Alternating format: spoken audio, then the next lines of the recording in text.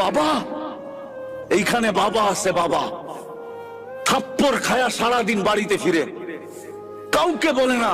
তারপর সকালবেলা অটোটা নিয়ে বাহির হয়, চুপে যদি কানে জিজ্ঞাসা করে কালনা থাপ্পড় খাইলি আজকে আবার অটো, তো চোখের পানি ছেড়া বলবে বাচ্চা আছে কি করব, বিবি আছে কি করব,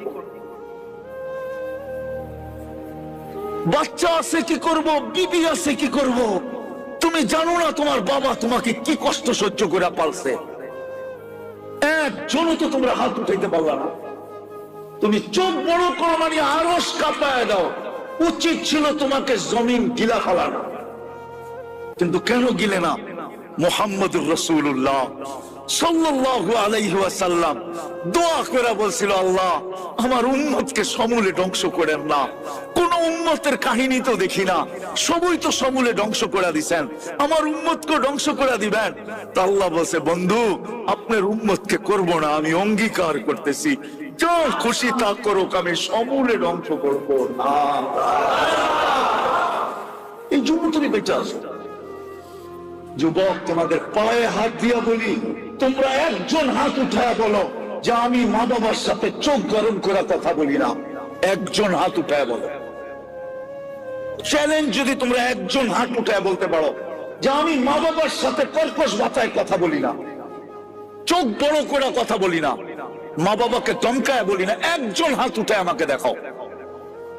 যখন সন্তান মা বাবার উপরে চোখ বড় করে, রব্বে কাবার কসম, উচিত ছিল জমিনটা ফাটা যাক আর তুমি ভিতরে চলে যাও। তুমি চিনো মা বাবাকে? ওয়াসাইনাল ইনসানা বিওয়ালিদাইহি ইহসানা। যেই মা তোমাকে রক্তগুলাকে দুধ বানায় খাওয়াইছে, দুধ বানায়, তুমি দুধ খাও না, মার রক্ত খাইছো, রক্ত।